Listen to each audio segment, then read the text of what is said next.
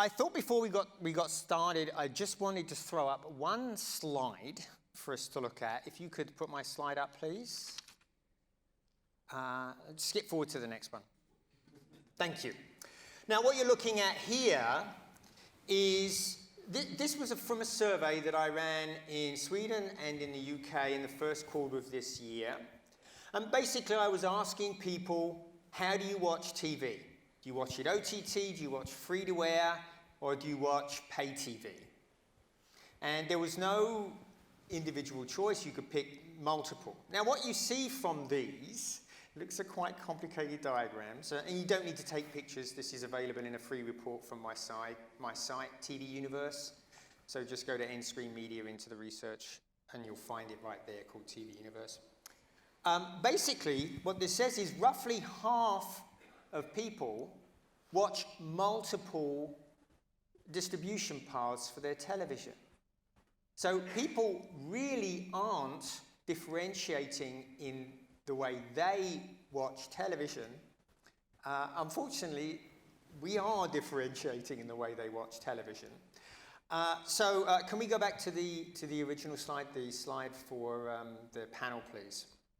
So I think it might be very helpful if, before we got started with a proper conversation, we actually took a moment to consider what connected television is. Because we've talked about it a lot, but I'm not 100%, after some of the conversations, I'm not 100% sure that I know what it is. So why don't we start with you, Dan? Give us a definition of what you think connected television is. Well, Colin, it's broader, I think, than just smart TV.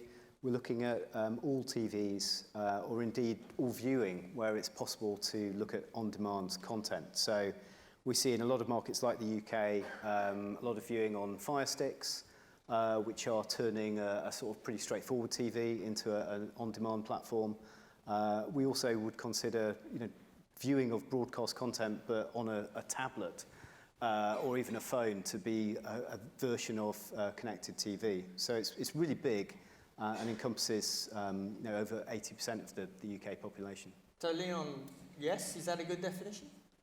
I mean, I don't want to start the conversation by disagreeing. I think, generally speaking, I mean, yes, albeit... Go for it. When we reference connected TV, it's usually a big screen, and then, we go into kind of OTT across the other devices. But you're kind of just getting into nitpicky stuff that some people care about, others don't. But when we talk about connected TV, it's really the large screen experience where content is delivered over the top into that. So we're pretty close. Malin, how do you think about it? I think of it as distribution. So it's the way of watching content today. Yeah, Dave? I think historically we've called it premium content delivered via the biggest screen in the house. And another way of saying that is, I guess, sort of TV's reach with sort of data's precision, if you like. But I think I totally take the point on, where does TV stop and digital start, which I guess is one of the sort of sub-themes of the chat. And actually, if you're watching a Discovery on Dplay on your phone, that's still content that's coming down the pipes. It's still premium quality content. You can still advertise against it, still get reach and want to put your brand against it. So it's definitely an area of kind of contention. And actually the IAB, I think, is even more sort of precise on its latest kind of findings and definitions, and talks about video content delivered via the internet through a variety of different devices that ends up on the TV, or words to that effect. So I think the IAB actually is wrong, because I think we only have to include addressable here. Isn't that connected TV? I think they would, again, I think it's a live debate at the moment with the kind of steering groups. And I think, whether it's ATV, CTV, I mean, ultimately, I think one of the other panels talked about kind of, all TV always being addressable since the dawn of time for advertisers, right? And obviously we buy on behalf of a lot of advertisers. But I think it's still out there for definition, yeah. Sure. I think it's time for us to look at the TV industry and the digital industry in combination from a viewer's or user's perspective, and don't do it so bloody hard to understand. Because when I first had the question of being in this sort of debate, I said, no way, I'm going to represent the old traditional linear lady. It's too many sort of, yeah, you understand. And I was able to sit in the middle because I had a red dress or the Scandinavian or something. But what I think is that if we can just agree on what TV represent for a viewer, then we're gonna find out how the advertisers should be connected together with the content. And the only thing we should do as a broadcaster or representatives from the industry is to make it as easy as possible to get the measurement all together and just make it easy to buy. Right. It's not that difficult, I think. Yeah. Indeed, indeed. Malin, actually, let's start with you with this. I want each of you to answer this question specifically from your own perspective, and I know you're going to have slightly different views on this, but let's talk about where we see the value, the most value and attention from consumers today. Where, between all of the ways that people can watch, where is the attention and the value? So Malin, talk about your specific market where you're seeing. Yeah, I think most of you know that we have the measurement in place. So we measure across all platforms. And what we can see now is the habits might be a bit different, not between digital and linear so much. It's depending on how you watch it. So the 50% of the digital watching is on big screens. Of course, you have another sort of habit when you are sitting in the sofa together with a family in front of a big screen than what you have on a mobile. The ad pressure must be different, sort of. The way we present things must be a bit different. But we have to have respect for the viewer. If they watch it from a mobile, then that is the preferred screen they have. And we must make it easy if they want to move from that screen when they're coming off the bus or whatever, coming home. It must be easy to switch over to the big screen. So all these sort of movements and changes in habits, I think that's our business to solve. Right. Dave? I think, I mean, if we're asking the question, where is the attention of the consumer? I mean, it's absolutely everywhere at the moment. I mean, depending on the age group, the demographic, where we're all watching, how we all watch. I mean, I think we kind of scraped the surface over the last couple of days in terms of how we're all individually watching different screens at different times. And like, if you're telling my 16-year-old that she's not watching kind of great content when she's looking at TikTok, versus us as a family, kind of, to your point, like sitting down on a Saturday night and still watching whatever it might be, I'm a Celeb, or whatever the program might be, you know, those moments still happen in culture. So I think there's a danger kind of throwing the baby up with the bathwater of thinking that kind of broadcast is dead in that sense, and it's definitely not. And I think the two areas should and could and can work together. From our point of view, it's around how you then thread that story for an advertiser in a simple way across multiple channels. So actually, how can you get that kind of single view, omni-channel, when you're buying a campaign and when you're seeing the return of it, and actually how you're then doing things like unduplicated reach and measuring that when the platforms themselves and the broadcasts themselves may be in a different state of evolution.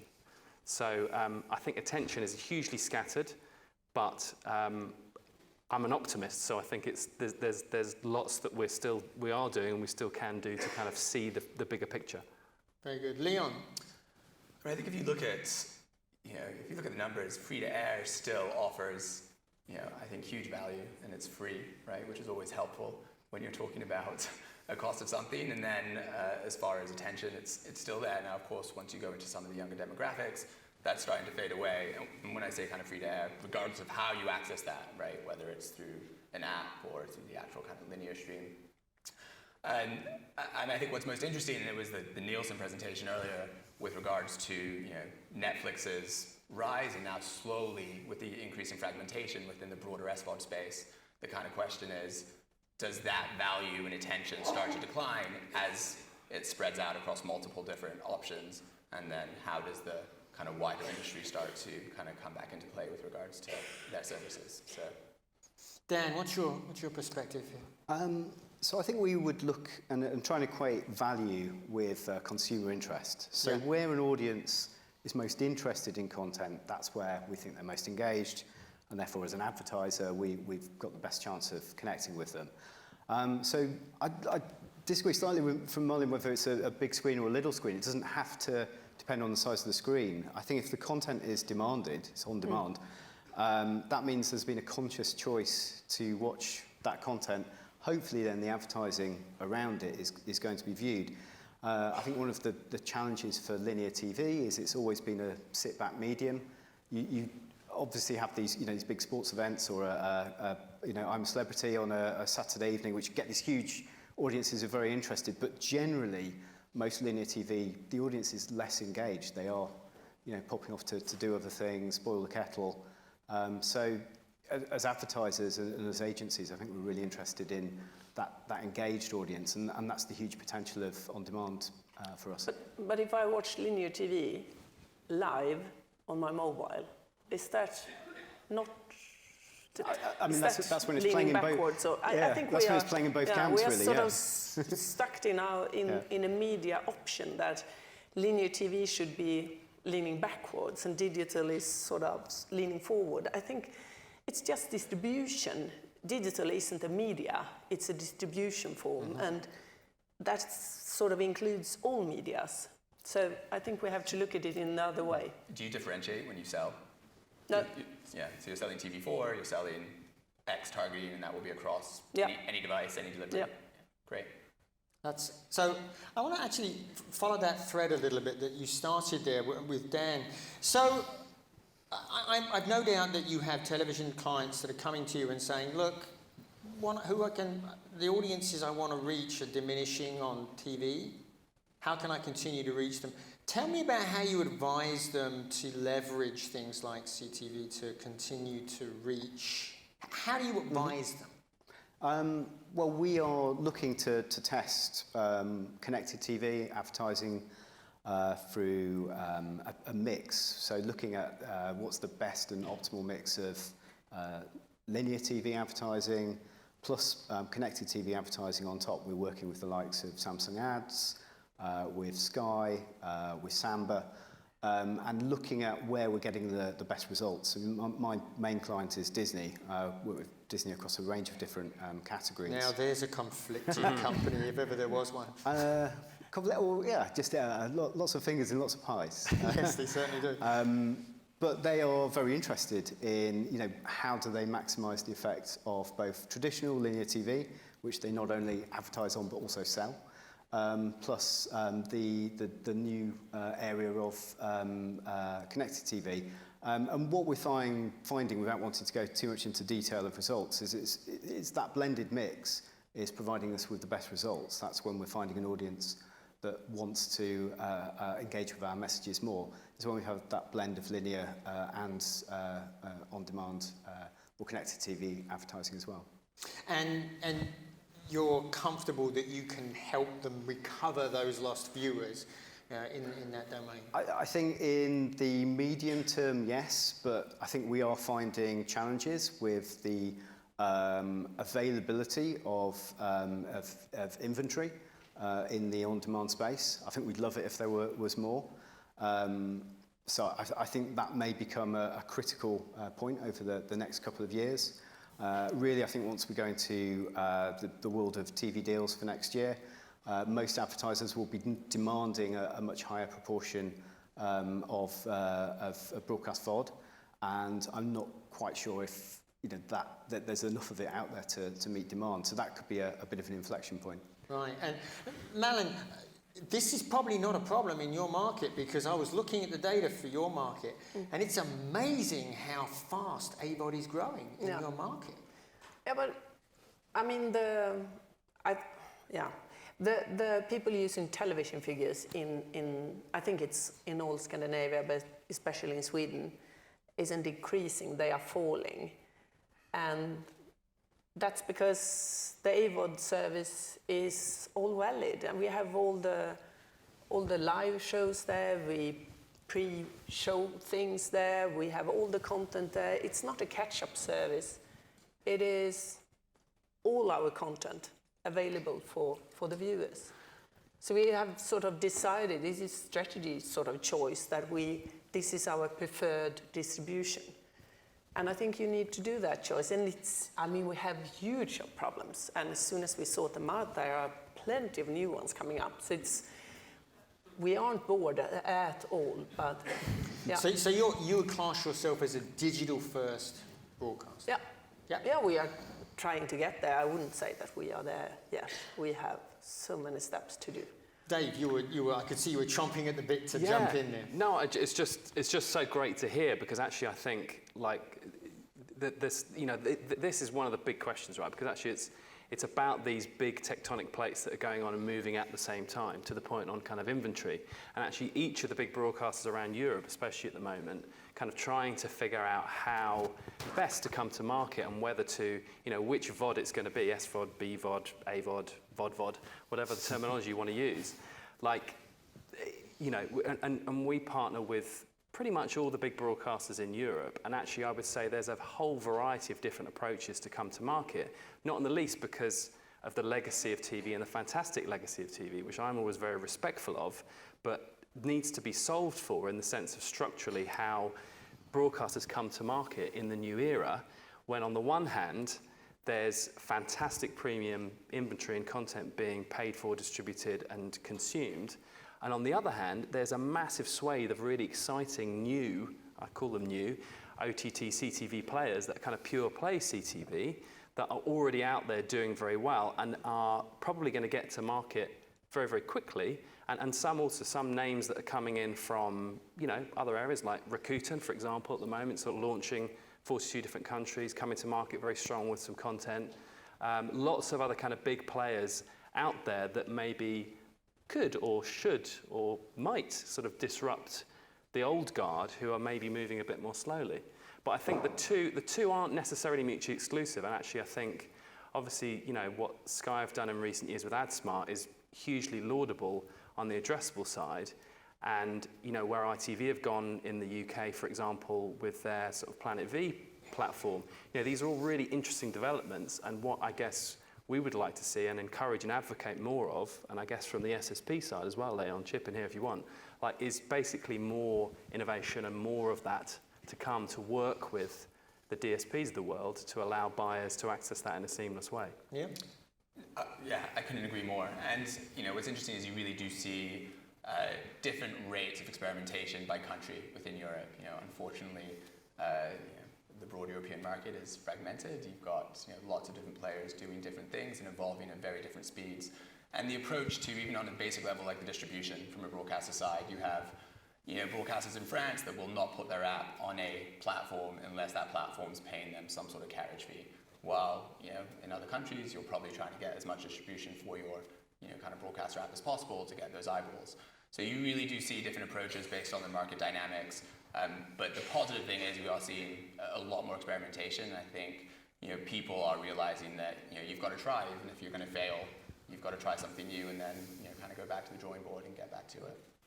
Are there some specific groups that, we know we have problems, for example, with millennials. Certainly in the data that I showed, one of the questions I asked was, what do you consider the first place your service, the first service you use?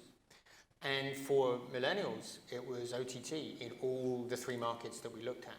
So we clearly have a problem with reach with them. Are there other groups? Kids? Is that a problem? What do you think, Dave? What do you think?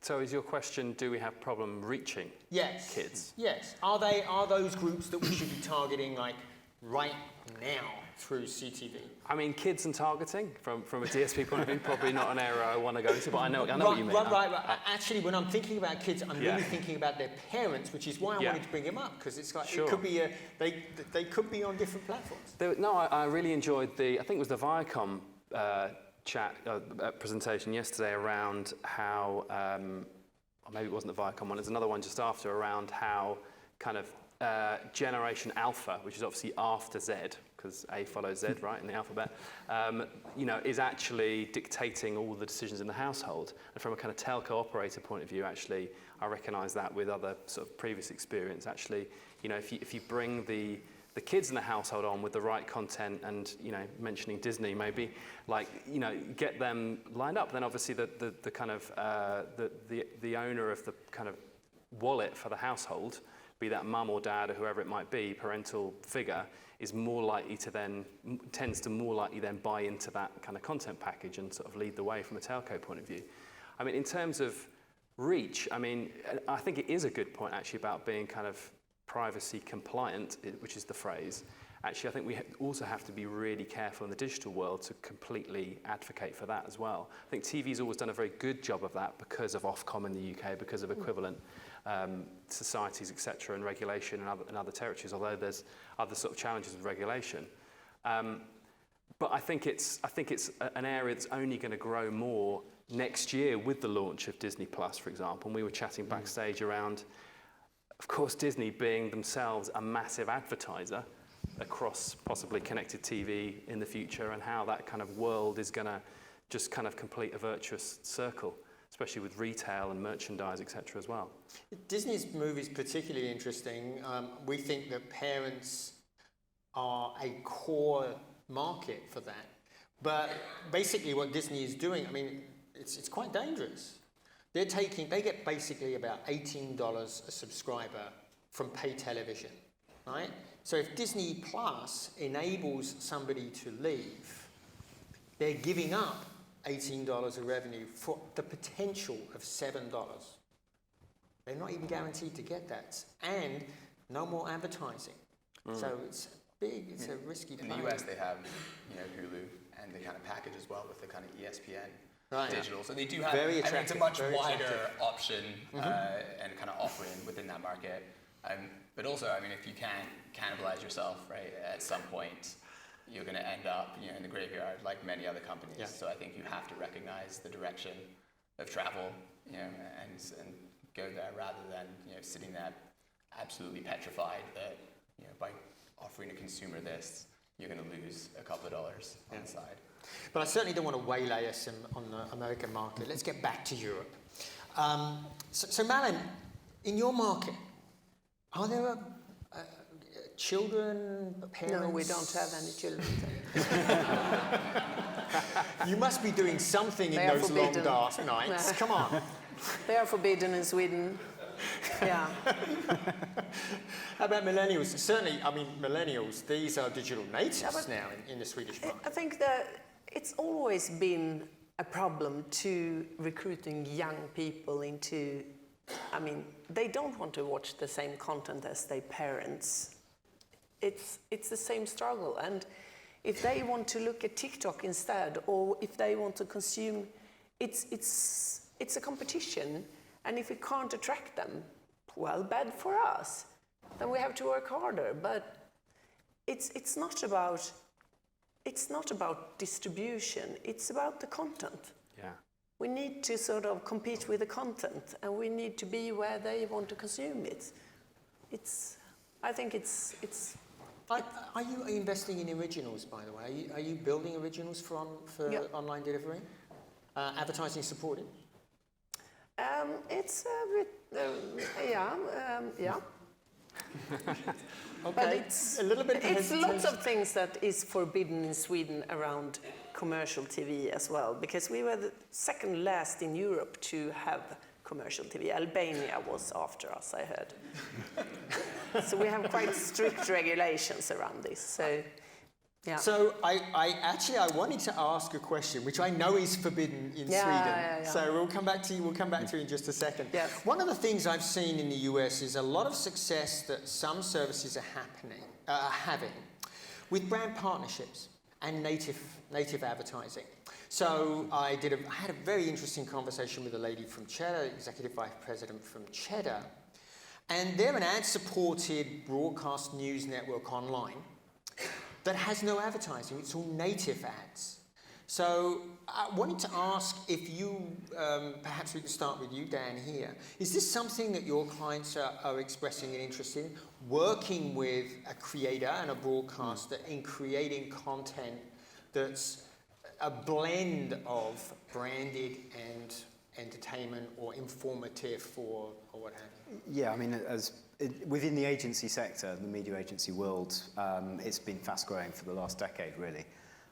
There's a lot of our clients are looking to either create that type of native content or are looking to just go through straightforward product placement. In terms of getting onto Netflix, trying to connect with millennial audiences and younger audiences, product placement on big shows in Netflix, Amazon Prime now is growing exponentially. So that's something that a lot of our clients are interested in. I think people are moving away slightly maybe from this influencer world where we could work with influencers on YouTube. I think there's a growing feeling in Europe that needs to be regulated more. I think therefore advertisers are a little bit cautious about what they do, how they work with influencers. Not going away, but it's something to be wary of. But where you've got your brand featured in taped content going out on quality broadcast channels, be that Netflix, be that major terrestrials, that's where advertisers are really interested in that at the moment. Yeah, Dave? I mean, I kind of love this area because actually I think this is. You talk about the future of TV conference, like this is really getting into the quick of like where this could go. And actually, at the moment we are like, the trade desk at the moment buys across a lot of different formats, native being one of them, and that's got a particular meaning in terms of digital terminology. Product placement within fast-moving original production isn't yet a format that we buy into. But partly because, naturally that's an incredibly difficult area to do, and it takes a lot of knitting together with regulation and advertisers. Very aspirational, because I would say it would probably put us both out of a job if it Well, gets too big, but that's all right. I'm thinking Rev 2, Rev 3, Rev 4, right? Actually, way in the future, and actually, that's what Hollywood's always done very well in terms of brand integration. And actually, there was an argument the other day or a discussion around actually, you could argue Netflix does carry advertising, which is another favourite topic of mine. In terms of the brand integrations with New Coke in Stranger Things, with Lego, the spin-offs that in terms of retail. There's some really advanced thinking on the brand partnership side. I think where it gets really interesting actually is where, back to the point around consumer attention following content. I don't think we've even scratched the surface of what's possible with broadcasters and new digital platforms thinking about how they really attract attention and compete with the likes of a Cheddar, who's out there doing it completely off the grid, like creating ad copy, which isn't ad copy, which doesn't even attract advertising or advertise themselves or even monetize it in another way. Like we've got two different worlds that are going to come together. And the best thing I saw on the Netflix side was the other day was the kind of rumors that Spielberg is thinking about doing a show that just airs at night. So the idea of TV schedules always being the kind of bastion and the EPG around how things are planned on the content side. Actually, there's a lot of kind of creative formatting that I think could be done where, on the VOD side, where it's about how you get appointment to viewing for consumers, and therefore what we can do as a kind of collective ad industry with the right brand at the right time and all the data set. So, in short, it's really exciting.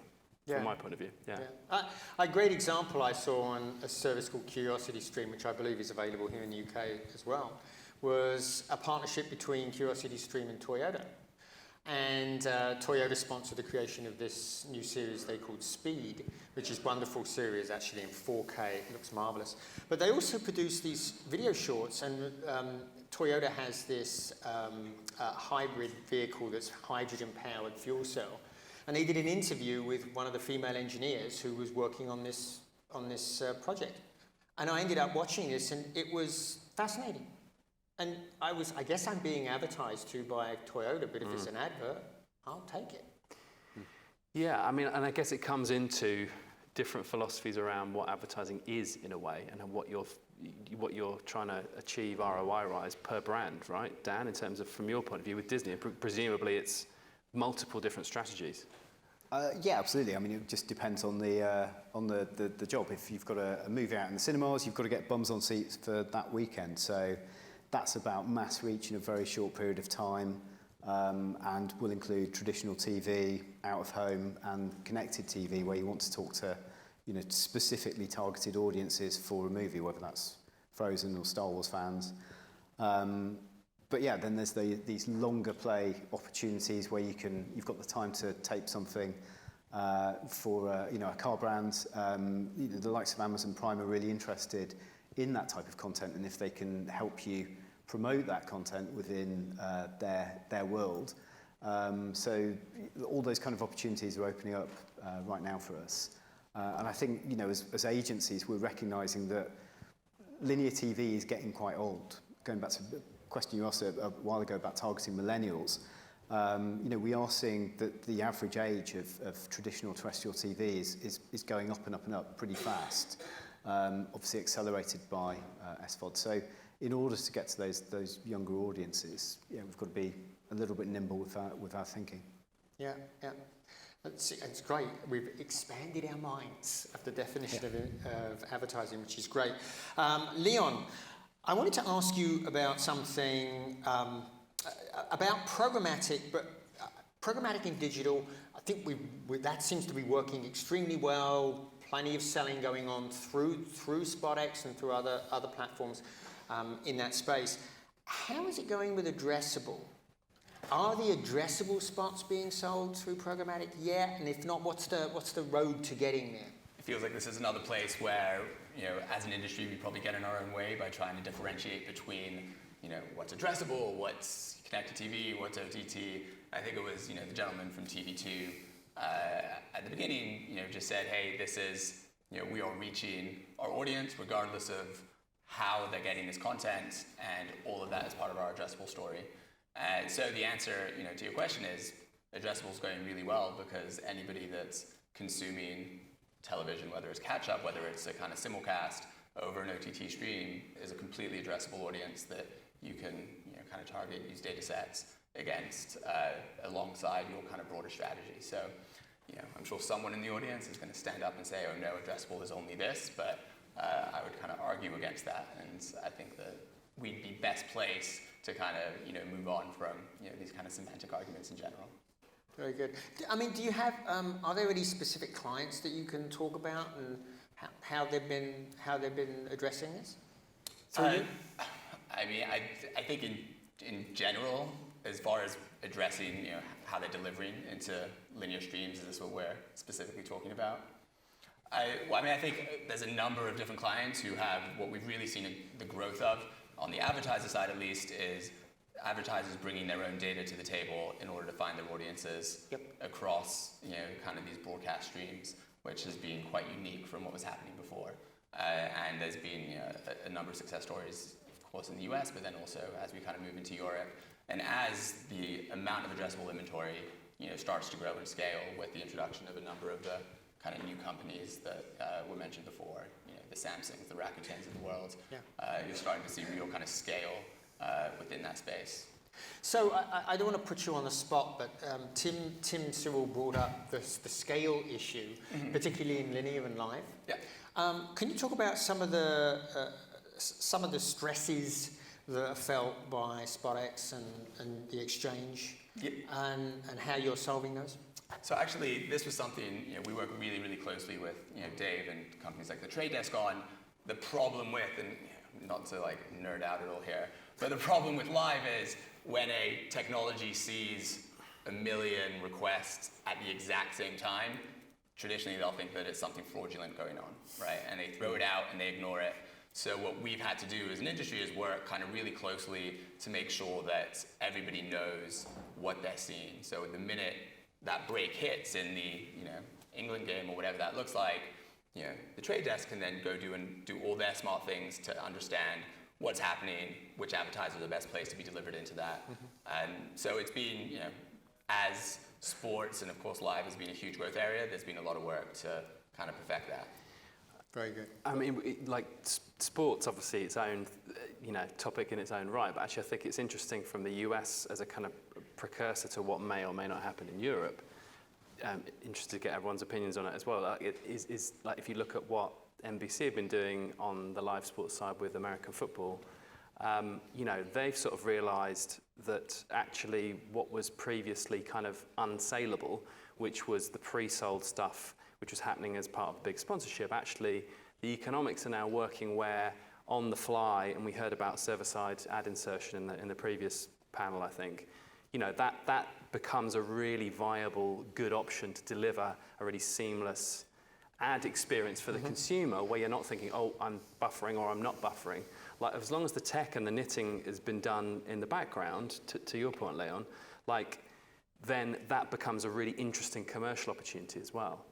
And just referring back to your other point, the other thing I'd add in terms of a trend, in terms of brands and the kind of movement of global ad funding, if you like, moving around that we've seen, is kind of budgets coming from maybe other areas of the world, like APAC, for example, big brands that are moving and want to spend in kind of Europe, in inverted commas, across connected TV, whereas they've not really had the opportunity to do that, buying kind of wholesale across multiple different broadcasters and multiple different OTT platforms. So I think that's a very new kind of buy from the brand and advertising side by virtue of the tech that is now there.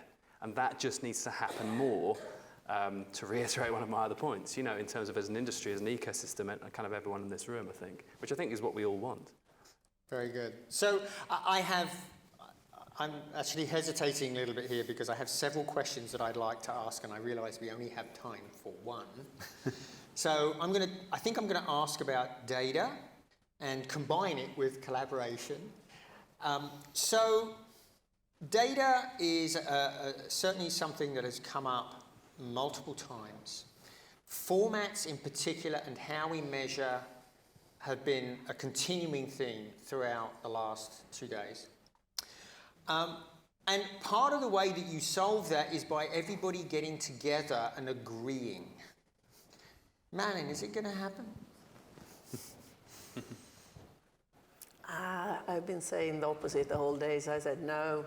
I just had the Gartner study. I don't know if you have time to see it, but they had a new study out, and they said 80% of the data-driven marketing activities is going to be gone by 2025. And I think most of the problems around data is the creepy feeling of being followed. And the fact that data is getting rotten so quickly. So it's like keeping a bottle of milk on the beach one hot summer day. So that's the problem around it. But I think it's always going to be a combination, because from all the speakers we have heard, I think it's a combination between the mass market, the broad, where I used to say that the waste in TV that many digital companies are talking about is the new premium. And if you can target not that narrow, but target enough to be relevant, then we have something really strong to go for in combination with the broad marketing. Dan, data and collaboration, are we going to get together and agree on standards? I think so. I think we are. Everyone's been asking for it for the last 5 years, but I think in the next 2 it will happen, that we'll start to get to a point where the major broadcasters agree there needs to be a better means of measuring viewing across not just linear TV, but catch-up TV. And I think it needs to happen faster than Barb, certainly in the UK, are maybe preparing for. I think that the contract renewal is 2023. It's 4 years away, and I don't think advertisers and agencies will be prepared to wait another 4 years to get a system of TV measurement that's comparable with the type of data inputs we can see from digital. So yeah, I think it will happen in the next couple of years. Liam, what do you think? Can you give us a hopeful end to our panel? Yeah, well, I think it has to happen, because if you don't do it or we don't do it, then somebody else is going to come in and deliver a standard that my guess is works to their advantage rather than the broader industry. I think we can think of a couple of companies that might one want or to two do that. people right within that mix. And so I think that realization is there, and you're starting to see things. I'm surprised no one's mentioned Project Dovetail all day today. That seems to be, Good call. you know, the ongoing joke of things. So. I was having a bit of a dig at it. Yeah. Dave, we'll give you the last word. I think I would agree with Leon. I think we have to do it. I think we will do it. I think there's so much we can do already. I mean, and let's be optimistic about it, because, you know, actually the combination of data and TV is really, you know, going to unlock everything, and it's about future technology. I suppose a hopeful sign is that we at least have a unified ID for ads in the UK and in Sweden. So that's a good start. We don't have that in the US, which is, we're very much behind in that respect. But I think that's a hopeful note on which to end our panel. Thank you. Thank you. Thanks. Thank you. Thank you for your attention.